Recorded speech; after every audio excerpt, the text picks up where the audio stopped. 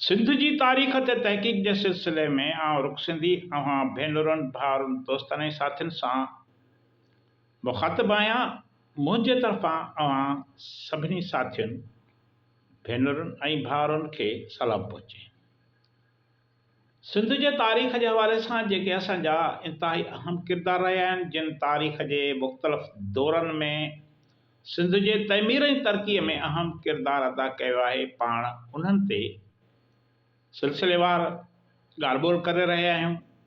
अॼु इन ई सिलसिले में सिंध जे हिकु अहम शख़्सियत आहे कादिर दाद ख़ान पठान, उन बाबति ॻाल्हि ॿोल कंदासीं। काफ़ी अहिड़ी शख़्सियतूं आहिनि जिन खे सिंध जा माण्हू नथा सुञाणनि, छाजे करे जो तारीख़ जो मुतालो न करण सबबु या हितां जे माण्हुनि खे सरकारी सतह ते तारीख़ बाबति आगाही न ॾियण सबबु असांजा किरदार जेके आहिनि से आस्ते आस्ते माण्हुनि जे ज़हन मां मेसारजी रहिया आहिनि। पर पाण हिन चैनल ज़रिए सिंध जे किरदारनि खे अव्हां जे आॾो आणींदासीं, हुननि जे कम खे, हुननि जी कारकर्दगी खे अव्हां जे आॾो ज़ाहिर कंदासीं। इन्हनि किरदारनि ते सिंध फ़ख़ुरु कंदी आहे।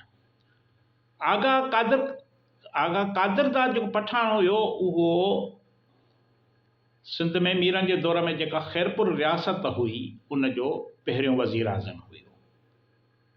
आगा कादिर दाद पठान ख़ैरपुर रियासत में तमामु घणा तरक़ियाती कम कराया ऐं बहितर इंतज़ाम रखियो। इन करे इन हवाले सां तारीख़ में हुन जो नालो रोशन आहे।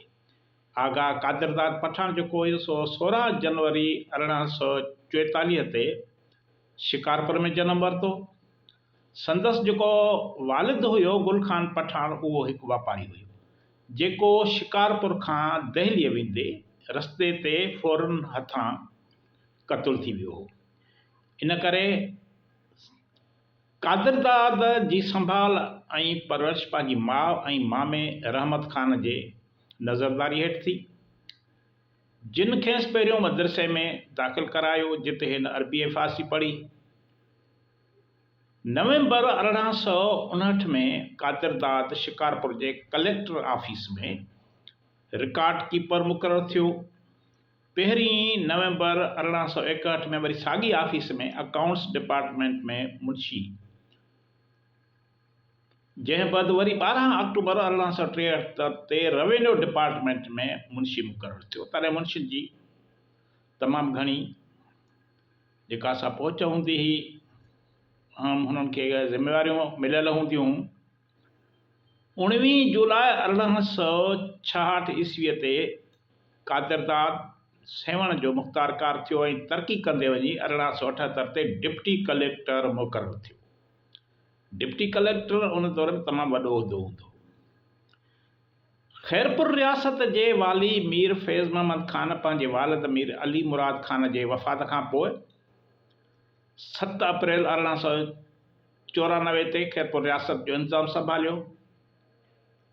त अंग्रेज़ सरकार जेका उन वक़्तु सिंध ते क़ाबिज़ हुई ऐं ख़ैरपुर रियासत अंग्रेज़नि जे तसलुत हेठि हुई, उन्हनि जे कब्ज़े हेठि हुई, उते अंग्रेज़नि जे आशीर्वाद सां मीर हुक्मरानी करे रहियो हो।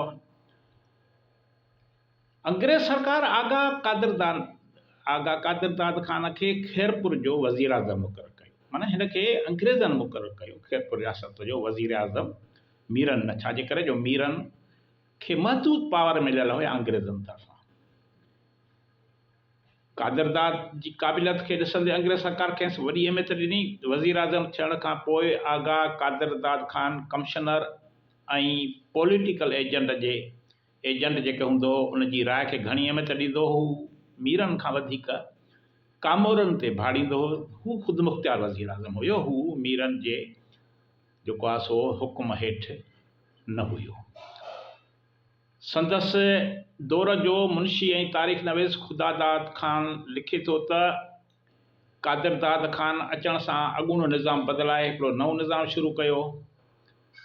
पहिरियां मीरनि जे दौर में दीवान उत्तम चंद ऐं ॿिया मुंशी जेके रियासत जे सॼे कारवहिंवार जा मालिक बणिजी वेठा हुया, तिन खे हिन उहिदनि तां बरतरफ़ करे छॾियो। उनखां पोइ वरी अलॻि अलॻि खाता खोलियाईं। जीअं हिन रियासत जो इंतज़ाम बहितर थी सघे। हिन मीर जेको मीर साहिबु हुयो हुनजे शख़्सी कारोबार लाइ जुदा शाही कैंप जो अमलो मुक़ररु कयो। आगा कादरदाद पठान 100 खां वधीक स्कूल क़ाइमु कया रियासत जे अंदरि।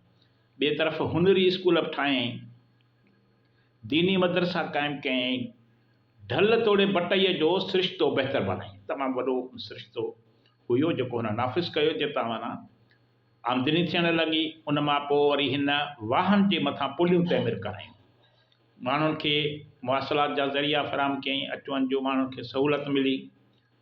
इन खां सवाइ केतिरियूं ख़ूबसूरत जेके इमारतूं जेके माण्हू सम्झंदा आहिनि त मीरनि तइमीर करायूं, उहे मीरनि तइमीर न करायूं, पर हिन जोड़ायूं। हिन वज़ीर आज़म जेको फैज़ महल आहे, खैरपुर में जेको फैज़ महल आहे, जेको ॿुधाईंदा आहिनि त भई मीरनि जो तइमीर करायो, पर असुल में उहो फैज़ महल बि कादरदाद ख़ान पठान तइमीर करायो।